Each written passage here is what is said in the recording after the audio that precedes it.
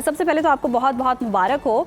और ये बताइएगा कि आपने जी 375 बैनुल-अक़वामी तलबा में पहली पोजीशन हासिल की है, तो उस लम्हे जब आपको पता लगा कि आपने ये अचीव कर लिया है, तो जहन में पहला क्या थॉट आ रहा था, क्या ख्याल आ रहा था?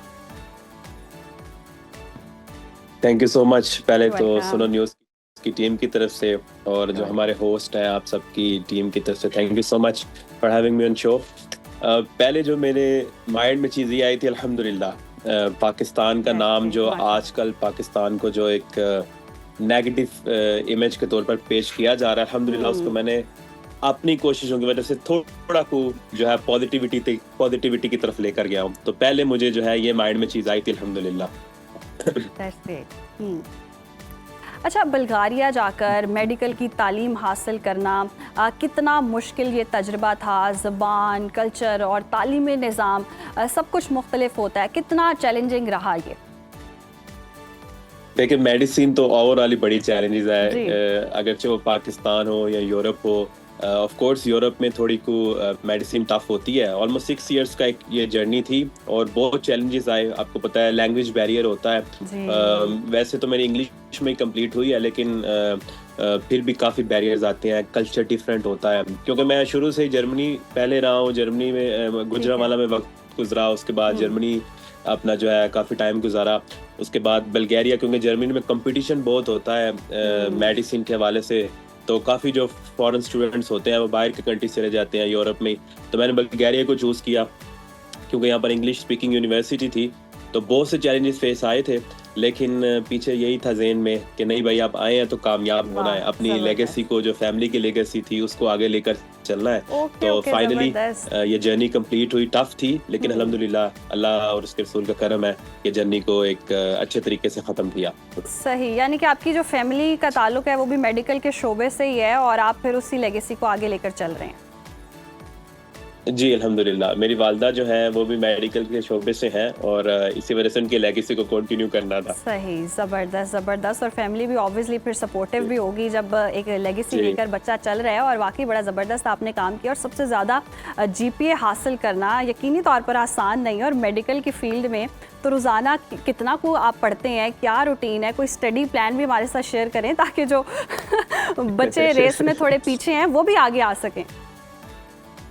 बस ये है कि मैं हमेशा कहता हूँ कि study less but study smart. अच्छा, इसमें एक चीज़ मैं हमेशा अपने नौजवानों को कहता हूँ, क्योंकि मैं खुद भी सोशल मीडिया यूज़ करता हूँ, काफ़ी यंगस्टर्स फॉलो भी करते हैं। मैं पाकिस्तान में एक एजुकेशन का जो सिस्टम है ना हमारे, ऑफ कोर्स मैं इसको बुरा नहीं कह रहा, I highly admire Pakistani education, लेकिन जो पाकिस्तान में जो ये रट्टा सिस्टम है ना, उसको मैं ख़त्म करना होगा। मतलब कि बुक्स का बोझ, बर्डन और बिल्कुल जो एक्स्ट्रा कुरिकुलर एक्टिविटीज़ है ना माइंड रिफ्रेशमेंट के लिए, वो चीज़ नहीं है। अगर आप इसको कंपेयर इधर के एजुकेशन के साथ करें ना, ये नौजवान को किताबी कीड़ा नहीं बनाते।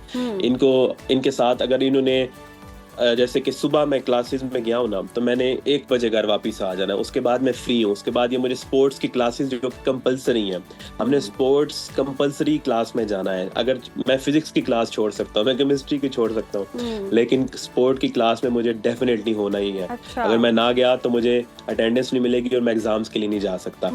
तो ये चीज़ होती है कि आपने शुरू में जो मैंने कहा, study less but study smart.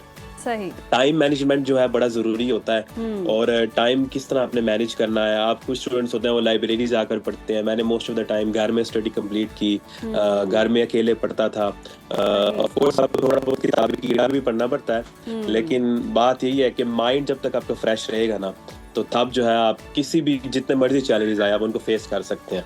सही, ज़बरदस्त, बिल्कुल ऐसा ही है। और तहा अगर पाकिस्तान में हम देखें ना, अगर मेडिकल की बात कर लें या CSS की बात कर लें या बहुत ज़्यादा स्टडी करने की बात करें, तो वो एक ऐसे ही एक स्ट्रेसफुल एनवायरनमेंट होता है। जैसे लगता है कि किताबी कीड़ा बन जाएंगे, बहुत पढ़ना पड़ेगा, सारी जो अपनी दूसरी एक्टिविटीज़ होती हैं उनको कॉम्प्रोमाइज़ कर देते हैं, सोशल लाइफ को कॉम्प्रोमाइज़ कर देते हैं। जिस तरह आप भी कह रहे हैं, आप सोशल मीडिया पर भी काफ़ी एक्टिव हैं, यंगस्टर्स जो हैं वो आपको फॉलो करते हैं, देखते हैं, तो वाकई आप एक ट्रू मोटिवेशन हैं। लेकिन आप किस तरह से फिर ये जो टाइम मैनेजमेंट है, जिस तरह से आप आप बता भी रहे हैं कि आपकी एक रूटीन होती है, स्टडी लेस और स्मार्ट तरीके से आपने स्टडी किया, तो कोई ऐसा भी मोमेंट ज़रूर आता है जब बंदा फील कर रहा होता है कि नहीं शायद मैं ये नहीं कर पाऊँगा, कमज़ोर लम्हात होते हैं और कुछ लाइक आप बड़े डिप्रेसिव होते हैं, कुछ ऐसे भी मराहिल आए हैं जिनसे आप फिर गुजर कर आज वाकई वो खुशी हो रही होगी कि वाकई मैं तो एम ही परेशान हो रहा था?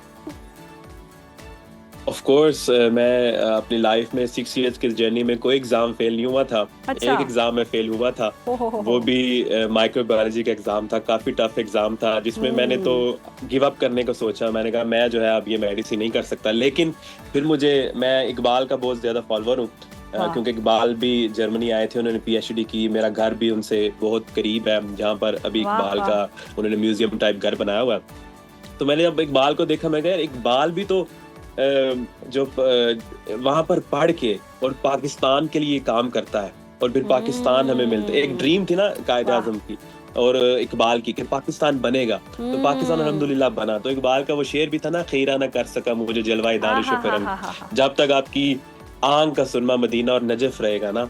तो अगर आपके ज़हन में ये होगा कि मैंने अपने मुल्क के लिए करना है, तो फिर आप जो है कि आप करना भी चाहे ना तो आप नहीं कर पाते, तो आप जो है उसको मैनेज किसी ना किसी कर लेते हैं। जैसे कि मैंने आपको एग्जांपल दिया कि मैं एक एग्जाम फेल हुआ, मैं जिंदगी में कोई एग्जाम फेल नहीं हुआ। वो जो स्पीच आपने सुनी होगी जो आजकल बड़ी वायरल चली है कि failure is nothing, of course हर हार के बाद एक जीत होती है।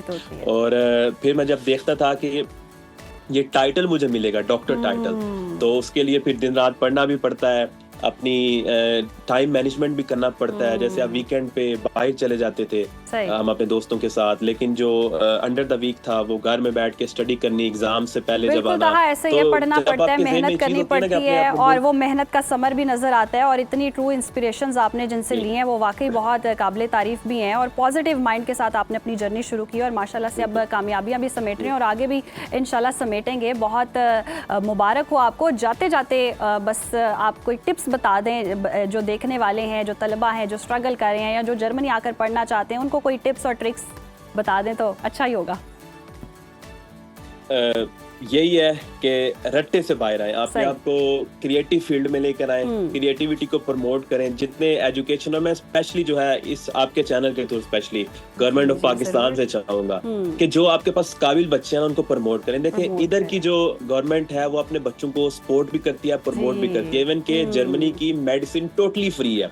अभी पाकिस्तान में देखें तो लाखों में प्राइस एजुकेशन की चल रही है। तो एजुकेशन तो वैसे बच्चा जो है हासिल करके अपने मुल्क का नाम रोशन करता है, तो अपने बच्चे को क्रिएटिव माइंड बनाए। आपने पहले सीएसएस के स्टूडेंट्स की बात की, मैंने उस सीएसएस के स्टूडेंट का मॉक इंटरव्यू भी सुना। अच्छा। यकीन करें उस मॉक इंटरव्यू से यही पता चल रहा था कि उसने पता नहीं कितनी किताबें रटी हुई हैं। तो रट्टे से बाहर आए, क्रिएटिव माइंड बनाए। जब आप क्रिएटिव होंगे ना, आपको दुनिया भी जो है इकबाल की तरह मानेगी और फिर दुनिया आपको पहचानेगी इंशाल्लाह। बिल्कुल ऐसे ही इंशाल्लाह। बहुत शुक्रिया था आपके वक्त का।